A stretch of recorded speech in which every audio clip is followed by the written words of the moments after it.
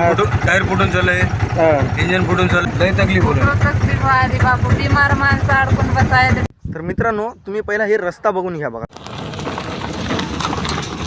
रस्ता बघल्यावर तुम्हाला वाटत असेल की आपला व्लॉगर हे कोणत्या होळामाळाला आला. तर मित्रांनो असं गैरसमज तुम्ही पाळूच ना. मुखेड ते देगलूर जाणारी मित्रांनो मेन रोड जी आहे की नाही मित्रांनो, त्याच रस्त्यावर आज आपण आहोत बघा. खराब रस्त्यामुळे मित्रांनो आपल्या गावातच उपोषण चालू आहे बघा. तर ह्या रस्त्याची फॅसिलिटी सांगायचं झालं तर की नाही मित्रांनो, तुम्हाला एक बी क्षण नाही की असं गचका लागणार. म्हणून महाराष्ट्रातील एकुलती एक रस्ता असेल असं वाटलं मला ही एकला रोड.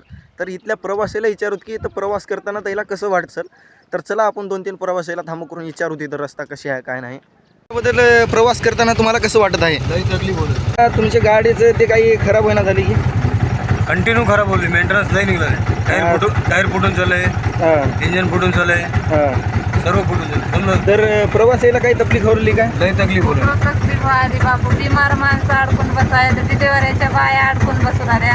हे प्रवास करताना कसं वाटलं हे थोडी सांगा बरं तुम्ही. या गावचा रस्ता लई खराब आहे. थोडं बोला तुम्ही थोडं. या गावचा रस्ता 5 वर्ष झालं बंद आहे. रस्त्याचे बांधकाम बंद आहे 5 वर्ष झालं. हे रस्ता असा आहे आमच्या गावचा, इकडे दाखवा. तर मित्रांनो तुम्ही बघू शकता की आपण काय प्रवासाला विचारलेलं आहे की त्याचं कसं प्रवास होत आहे. तर मित्रांनो खूप तकलीफ होत आहे बघा प्रवाशांना.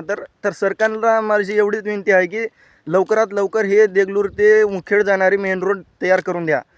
तर मित्रांनो जास्तीत जास्त आपल्या व्हिडिओला शेअर करा. जेवढं होईल तेवढं लवकर मित्रांनो आपलं व्हिडिओ सरकारपर्यंत पोहोचण्याचा प्रयत्न करावा. आम्ही आलापूरच्या कॉर्नरला गेल्यानंतर बाय डिलिव्हरी झाली. हे सांगायची नाही बरं, हकीकत माझ्या डोळ्यापुढची गोष्ट आहे. पण आता आम्ही जज असून काय करणार. ऑटो तिथं उभा टाकलं, एक महिला काय करणार. आम्ही देगलूरला पोहोचलो नाही, डिलिव्हरी त्या ठिकाणी झाली. तरी असे बरेच तकलीफ आमच्या गावात होत आहेत. जवळपास आम्ही 6 ते 8 वर्षापासून या रोडवर मस्त पळापळी चालू आहे.